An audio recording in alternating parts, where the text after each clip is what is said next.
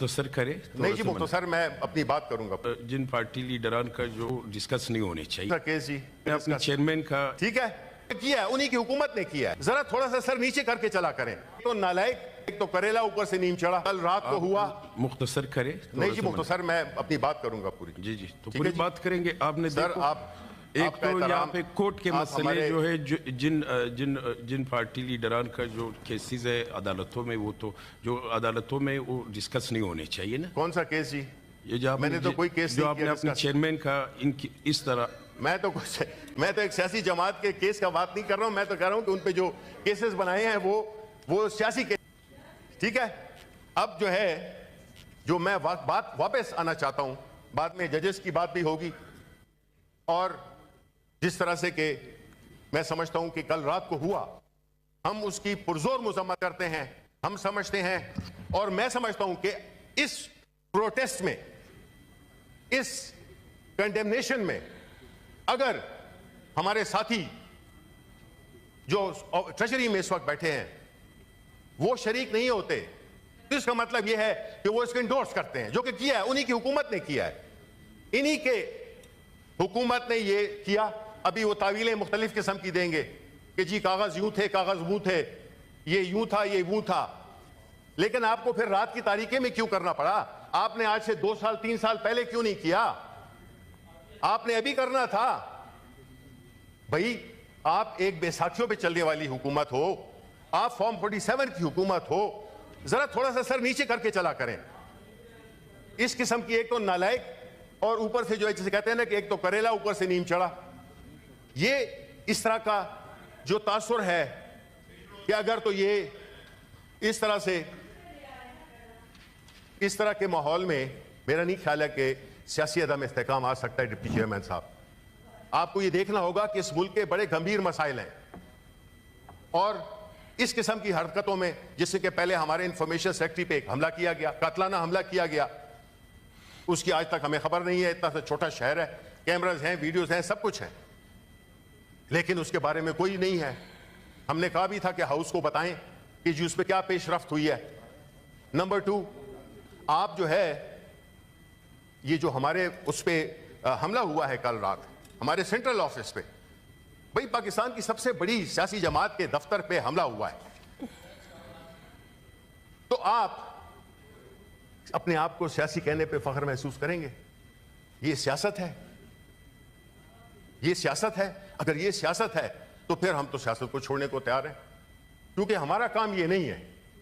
अभी जवाब ले ले मिनिस्टर साहब। देखिए, बिल्कुल जवाब दें। जवाब तो हर सवाल का जवाब होता है, चाहे सही हो या गलत हो, जवाब तो होगा, ठीक है, और कहना भी है।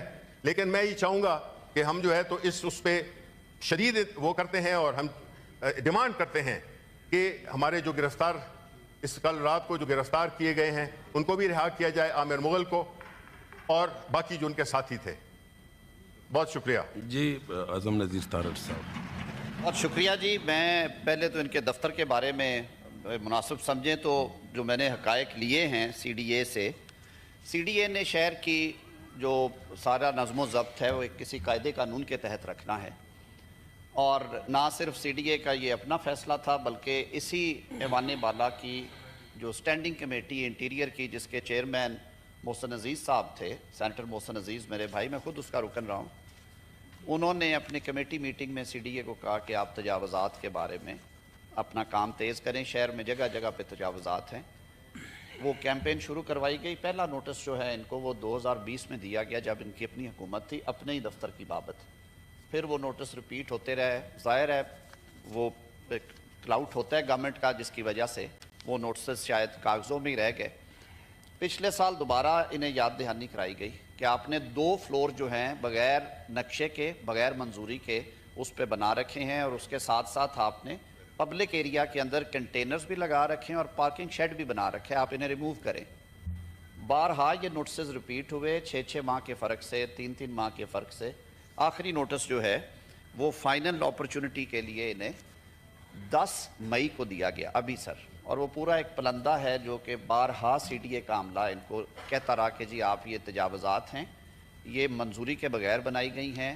ना सिर्फ कि इमारत पे 2 मंजिलें ऊपर जो तामीर की गई, बल्कि जो آپ نے پبلک ایریا میں کنٹینرز اور پارکنگ شیڈ بنایا وہ ریموو کریں، اس کی وجہ سے پبلک کو دقت ہوتی ہے. تو 10 مئی کے نوٹس کی روشنی میں اس کے پرسوئنس میں یہ ریموولز کی گئی ہیں. یہ قانون کے عین مطابق ہے. This is what I have been briefed. میں نے اجلاس میں آنے سے پہلے چیئرمین سی ڈی اے سے خود بات کی اور میں نے انہیں کہا کہ ایسی نوبت کیوں آئی ہے. تو انہوں نے کہا یہ 4 سال سے سلسلہ جاری تھا اور فائنل اب آخری نوٹس انہیں سرو کیے بھی ہمیں وہ ٹائم گزر چکا تھا جو ہم نے ان کے 7 دن کا یا 14 دن کا ٹائم دے رکھا تھا. تو صرف اس کے بعد یہ کیا گیا. سو دس از اے لیگل پروسیس. ان کے پاس ریمیڈی تھی، ان نوٹسز کو چیلنج کر لیتے، ان پہ کوئی حکم امتناعی آ جاتا، لیکن ظاہر ہے مائٹ از رائٹ ہے. جو چیز انہوں نے بنا لی انہوں نے یہ ہیں جی اعظم نذیر تارڑ. یہ شبلی فراز کا جواب دے رہے تھے کہ ان کا دفتر کیوں توڑ دیا گیا. اب یہ دیکھیں کتنا بڑا جھوٹ اور بلنڈر کر رہے ہیں کہ وہ نجائز تجاوزات کے زمرے میں آتا تھا. اس سے پہلے وہ نوٹس دیے جاتے رہے. ان کی اپنی حکومت کے دور میں یہ جو ہے نا نوٹس وغیرہ جاری ہوئے تھے. اب جو ہے نا اس کو وہاں سے اس لیے کریک ڈاؤن کیا گیا اور اس کو وہاں سے ہٹایا گیا اور وہ دفتر سیل کر دیا گیا. ان کے جو معاملات تھے وہ سارے ان پہ اٹیک کر کے بلڈوزر سے بری میٹ کر دیا گیا. لیکن بعض ازاں ہوا یہ ناظرین کہ عدالتوں نے اسی دفتر کو بحال کر دیا اور پی ٹی آئی کے موقف کو درست تسلیم کیا اور حکومتی موقف کو غلط قرار دیا. اب اس کی سزا کیا ہونی چاہیے؟ کیا یہ لوگ یہ سرخرو ہو سکیں گے عوام کے سامنے، یا روز قیامت روز محشر جب اللہ کے سامنے پیش ہوں گے اور اپنی سچائی، دیانتداری اور اپنی حکمرانی کے جو فرائض ان کو بخشے تھے اللہ کریم نے، کیا ان کے ساتھ ہی انہوں نے انصاف کیا تھا؟ کیا اس وقت یہ جسٹیفائی کر سکیں گے؟ کیا یہ جو عوام الناس جو فاقہ زدہ زندگی گزار رہی ہیں، جن کے وسائل لوٹ کر یہ اپنی تجوریاں بھرنے کے لیے ایک سسٹم کو پروان چڑھایا ہوا ہے انہوں نے پچھلے 76 سال سے، اس میں تبدیلی کا نعرہ لے کے اگر کوئی شخص اٹھا تو اسے انہوں نے غدار ڈکلیئر کیا. اس پہ 200 سے زائد کیس بنا کے اڈیالہ جیل میں ڈال دیا. قیدی نمبر 804 کی حیثیت سے وہ اندر بیٹھا آج بھی ثابت قدم ہے اور وہی سب کچھ کرنا چاہتا ہے جو کرنا چاہیے، جو عوام الناس اور اس ملک عزیز کے حق میں ہو، اس کے مفاد میں ہو. لیکن یہ تمام ایلیٹ جو اس وقت قابض ہے پی ڈی ایم 2 کی شکل میں، اس سے پہلے پی ڈی ایم 1 کی شکل میں، انہوں نے تو معیشت کا بیڑا غرق کر دیا. پچھلے 76 سال سے یہی لوگ اقتدار پر قابض ہیں. پی ٹی آئی وغیرہ کو تو نام ہی نہیں تھا، انہیں تو اقتدار کبھی ملا نہیں تھا.